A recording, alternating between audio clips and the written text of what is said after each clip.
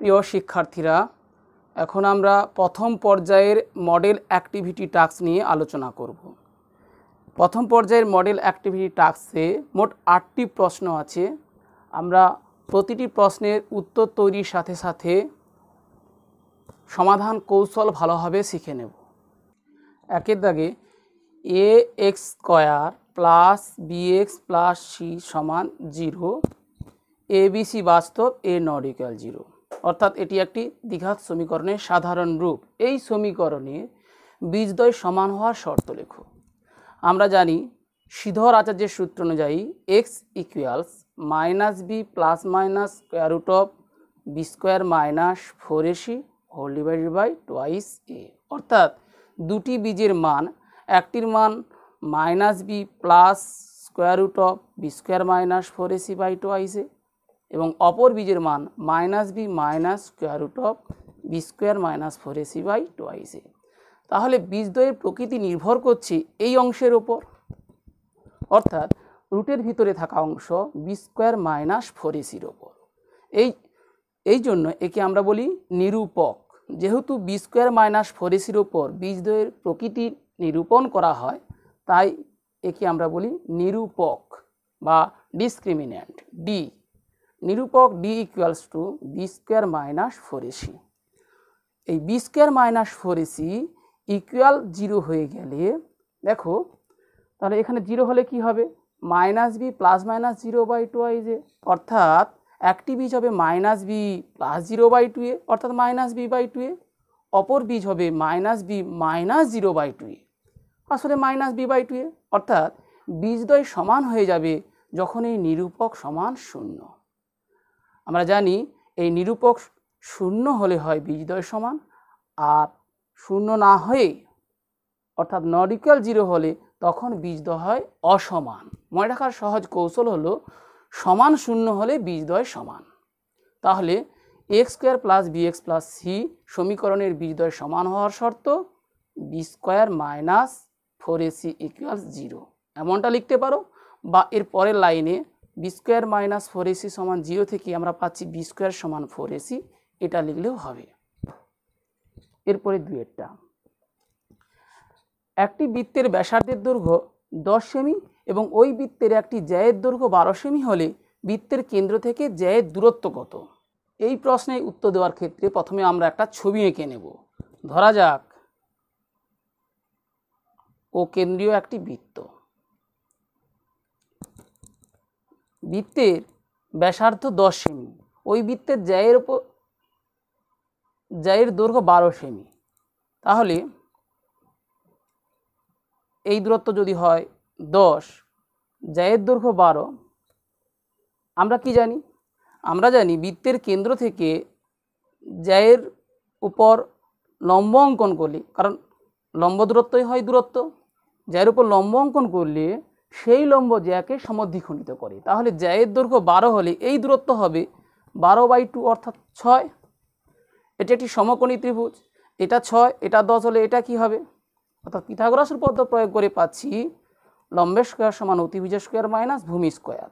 অর্থাৎ এখান থেকে পাচ্ছি 100 - 36 সমান √64 মানে 8। সুতরাং ছবিটা আঁকার সময় একটু নিচ করেই আঁকতে হবে।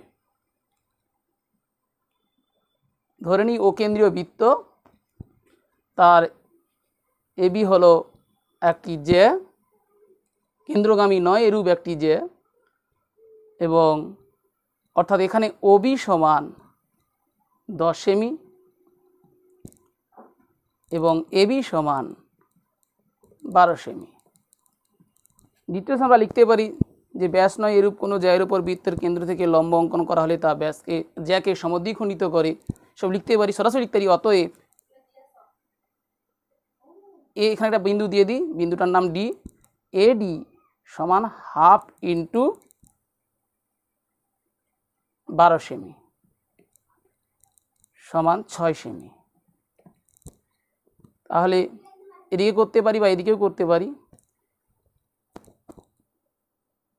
ও ডি সমান স্কোয়ার রুট অফ, এখানে লিখতে পারি যে ও এ ডি সমকোণী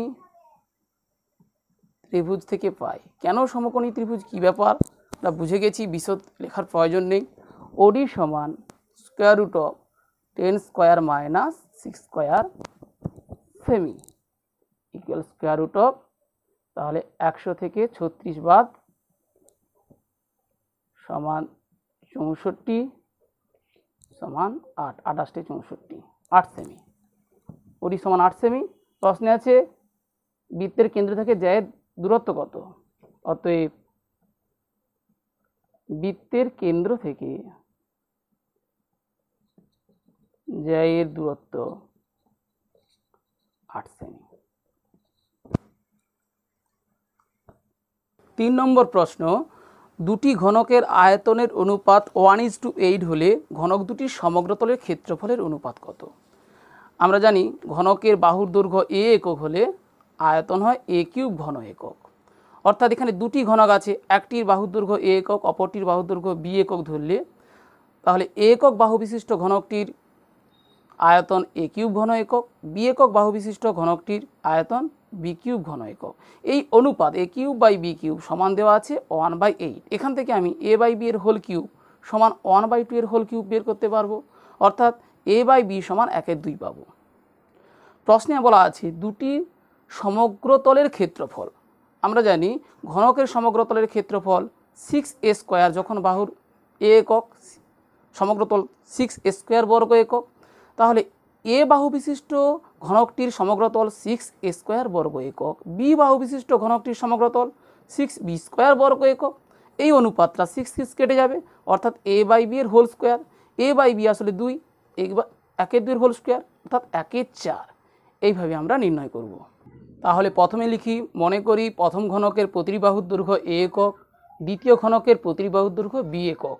প্রশ্ন চাই a³/b³ অর্থাৎ তাদের আয়তনের অনুপাত সমান 1/8। a³/b³ আসলে a/b এর হোল কিউব, 1/8, 1/8 মানে আমরা জানি 1/2 এর হোল কিউব, সুতরাং a/b সমান হলো 1/2।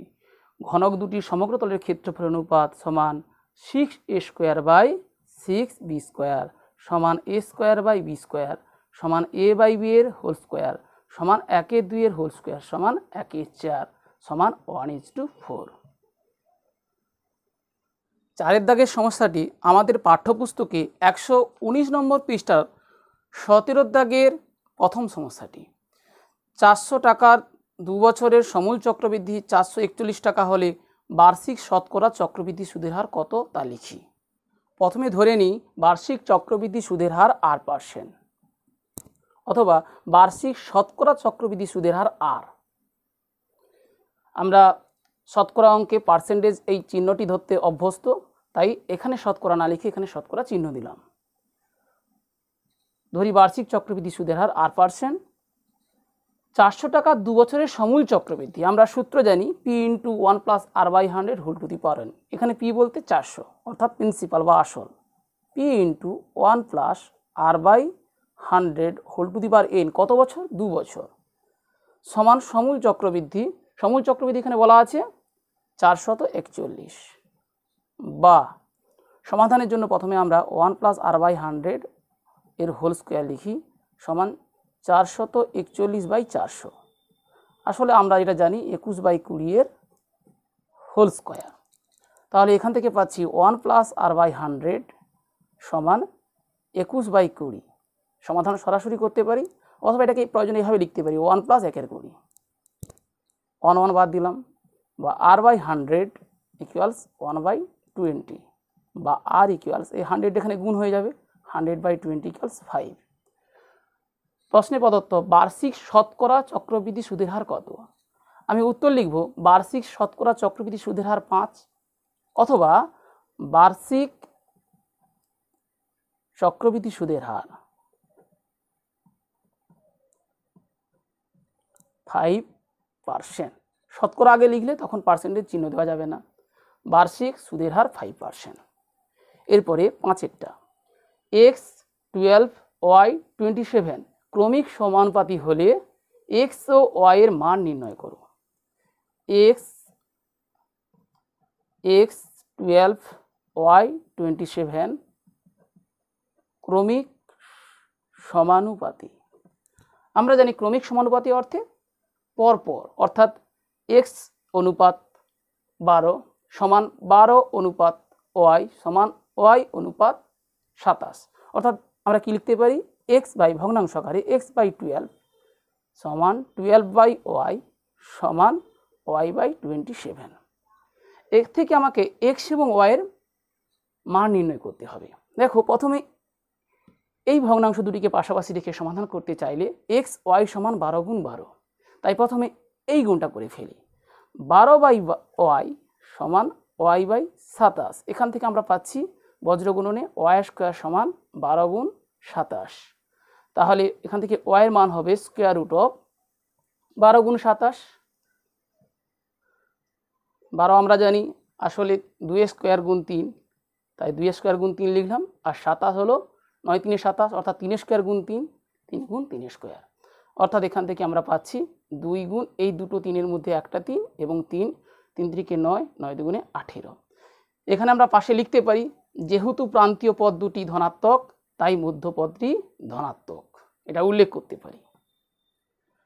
যাই হোক, আমরা এখান থেকে ওয়াইয়ের মান পেলাম। এবার প্রথম শর্তে চলে যাই, এক্স বাই 12 সমান 12 বাই ওয়াই, অর্থাৎ এখান থেকে পাচ্ছি x equals 12 into 12 by y, এই 12টা এদিকে গুণ করে দিয়েছি, সমান 12 ইন্টু 12 বাই ওয়াইয়ের মান ইতিমধ্যে পেয়েছি 18, 6 2 গুণে 12, 6 3 18, 3 4 12, 4 2 গুণে 8, অতএব নির্ণেয় এক্স ইকুয়ালস 8, ওয়াই ইকুয়ালস 18।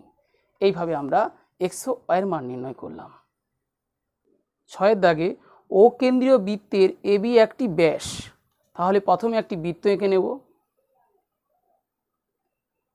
ধরা যাক এটি ও কেন্দ্রীয় বৃত্ত, ও কেন্দ্রীয় বৃত্তের এবি একটি ব্যাস, সুতরাং ও কেন্দ্র বরাবর একটি জ্যা নেব, এবি হলো ব্যাস। প্রশ্নে বলা আছে সি বৃত্তের বৃত্ত অবস্থায় একটি বিন্দু, সুতরাং যে কোনো জায়গায় বিন্দুটা নিতে পারি, কিন্তু পরের শর্ত কি লেখা আছে, কোণ ও বি সি, ও বি এবং সি অর্থাৎ এই বি কোণটা 60 ডিগ্রি, সুতরাং এখানে একটা 60 ডিগ্রি কোণ করতে হবে।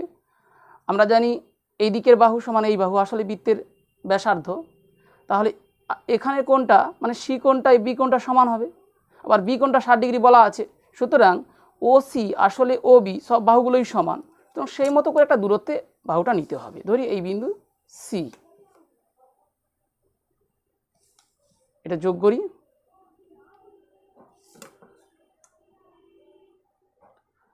এবি একটি ব্যাস, সি বৃত্তের উপস্থিত একটি বিন্দু নিলাম, কোণ ও বি সি এই কোণটা 60 ডিগ্রি হলে কোণ ও সি এ অর্থাৎ সি এ এখানে যুক্ত করলাম, এই কোণটা সমান জিজ্ঞাসা করছে। আমরা এখান থেকে কি পাচ্ছি, এবি হলো ও কেন্দ্রীয় বৃত্তের ব্যাস, এবি ও কেন্দ্রীয় বৃত্তের ব্যাস, অতএব কোণ এ সি বি সমান, এটা কি অর্ধবৃত্তস্থ কোণ, আমরা উপপাদ্য পড়েছি অর্ধবৃত্তস্থ কোণ সমকোণ, আমাদের পাঠ্যপুস্তকের 37 নম্বর উপপাদ্য অর্ধবৃত্তস্থ কোণ সমকোণ, তাহলে এই কোণটা হবে সমকোণ তথা 90 ডিগ্রি। এ সি বি এই পুরো কোণটা 90 ডিগ্রি, 90 ডিগ্রির মধ্যে আমাকে এই কোণটা বের করতে হবে, তাহলে এই কোণটা বাদ দিতে হবে। এই কোণটা কত, ও সি সমান ও বি, কেন, একই বৃত্তের ব্যাসার্ধ, অতএব কোণ ও সি বি সমান কোণ ও বি সি সমান 60 ডিগ্রি, এটা 60 ডিগ্রি বলা আছে, এটা 60 ডিগ্রি, অতএব কোণ প্রশ্নে চেয়েছে ও সি এ সমান হবে 90 ডিগ্রি মাইনাস এই পুরোটা 90 ডিগ্রি, 90 ডিগ্রি থেকে 60 ডিগ্রি বাদ, মাইনাস 60 ডিগ্রি সমান 30 ডিগ্রি। এইভাবে আমরা ছবি এঁকে সমস্যাটির সমাধান করব। 7-এর দাগে একটি ঘনকের প্রত্যেকটি ধারের দৈর্ঘ্য 50% বৃদ্ধি পেলে ঘনকটির সমগ্রতলের ক্ষেত্রফল শতকরা বৃদ্ধি পাবে। এটি আমাদের পাঠ্যপুস্তকের অঙ্ক। পাঠ্যপুস্তকের 76 পৃষ্ঠাতে সংক্ষিপ্ত উত্তরধ্বনি প্রশ্ন 25-এর এই 3-এর দাগের অঙ্কটি। একটি ঘনকের প্রত্যেকটি ধারের দৈর্ঘ্য 50% বৃদ্ধি পেলে ঘনকটির সমগ্রতলের ক্ষেত্রফল শতকরা কত বৃদ্ধি হবে তা হিসেব করে লিখি। প্রথমে মনে করি ঘনকটির প্রতিটি ধারের দৈর্ঘ্য a একক। প্রতিটি ধারের দৈর্ঘ্য 50% বৃদ্ধি পেলে ঘনকটির সমগ্রতলের ক্ষেত্রফলের বৃদ্ধি, তাহলে সমগ্রতলের ক্ষেত্রফল বের করে নিই। অতএব সমগ্রতলের ক্ষেত্রফল, ছটি তলই সমান 6a² বর্গ একক। প্রতিটি ধারের দৈর্ঘ্য 50% বৃদ্ধি পেলে হয় a প্লাস a এর 50%, a ইন্টু 50-এর 100 এত একক সমান a প্লাস a/2 একক সমান 2a প্লাস a অর্থাৎ 3a/2 একক। তাহলে সমগ্রতলের ক্ষেত্রফল হয়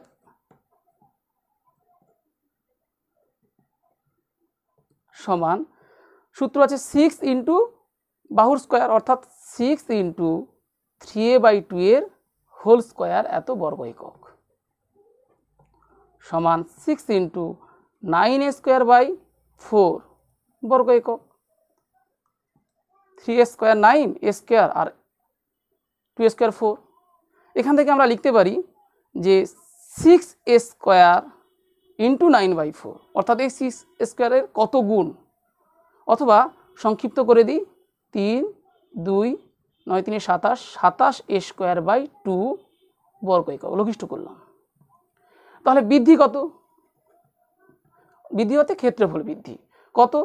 27a² মাইনাস 6a² এত বর্গ একক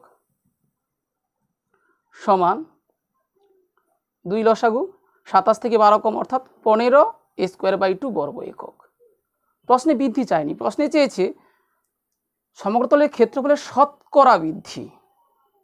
এক্ষেত্রে a² বর্গ এককে ক্ষেত্রফল বৃদ্ধি 15a²/2, তাহলে 1 এককে বৃদ্ধি কত? 15a²/2 বাই a², 100তে কত? 100 দিয়ে গুণ, অর্থাৎ ক্ষেত্রফল বৃদ্ধির শতকরা কত হবে? ক্ষেত্রফল বৃদ্ধি সমান, এখানে শতকরা লিখতে পারি অথবা এখানে শতকরা চিহ্ন দিয়ে দেব, 15a²/2 কত ক্ষেত্রফল? a² না 6a², তাহলে বাই 1/6a² ইন্টু 100%। a² কেটে দিলাম, 5 দিয়ে ভাগ করলে 5 3 15, না 5 দিয়ে নয় 3 দিয়ে ভাগ করলে 5 3 15, 3 দিয়ে ভাগ করলে 2, এটা 50, 25, 25 5 125, 125%। অর্থাৎ 6a² ক্ষেত্রফল বৃদ্ধি 15a²/2, এক ক্ষেত্রফলে 15a²/2 কে 6a² দিয়ে ভাগ, 100 ক্ষেত্রফলে 100 দিয়ে গুণ। এইভাবে আমরা ক্ষেত্রফল বৃদ্ধির শতকরা হিসেব করলাম। উত্তরটা কীভাবে লিখব?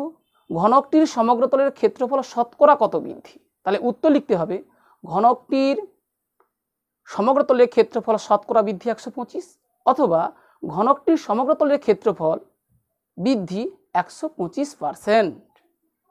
প্রথম পর্যায়ের অ্যাক্টিভিটি টাস্কের শেষ প্রশ্ন সমাধান করো।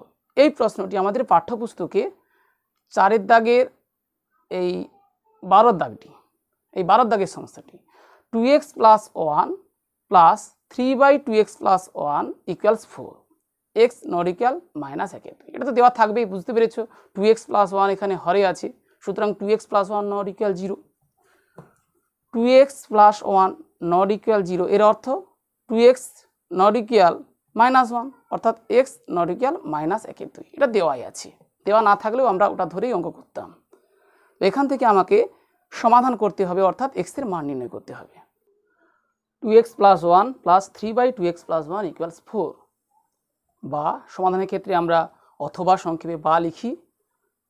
লসাগু এখানে 2x + 1, 2x + 1 কে 2x + 1 দিয়ে গুণ, অর্থাৎ 2x + 1 এর হোল স্কোয়ার + 3 = 4, বা এ প্লাস বি এর হোল স্কোয়ারের সূত্র আমরা জানি, এ প্লাস বি এর হোল স্কোয়ার হলো a square plus 2ab plus b square. এখানে এ বলতে 2x, তাহলে 2x এর whole square plus 2 into 2x into b বলতে 1 প্লাস বি স্কোয়ার মানে 1 স্কোয়ার, অর্থাৎ 4x square plus 4x plus 1।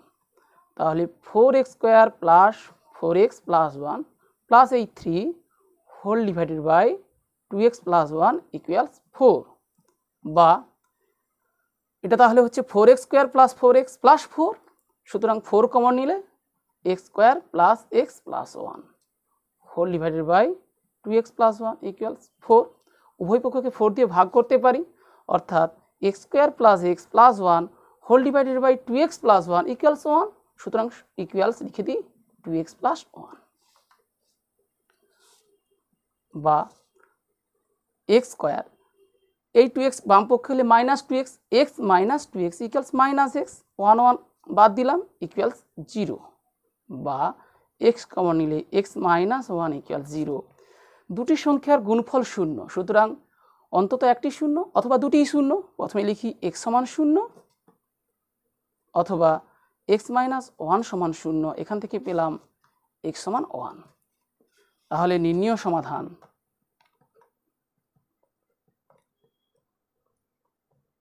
এক্ষেত্রে x সমান 0 1, দুটি মান। আমরা মনে রাখবো দ্বিঘাত সমীকরণের একচল বিশিষ্ট দ্বিঘাত সমীকরণে সর্বদা দুটি বীজ হবে, এক্ষেত্রে দুটি বীজ হলো 0 এবং 1। আশা করি তোমরা 8টি প্রশ্নের সমাধান এবং সেই সঙ্গে সঙ্গে সমাধান কৌশল বুঝতে পারলে। ধন্যবাদ।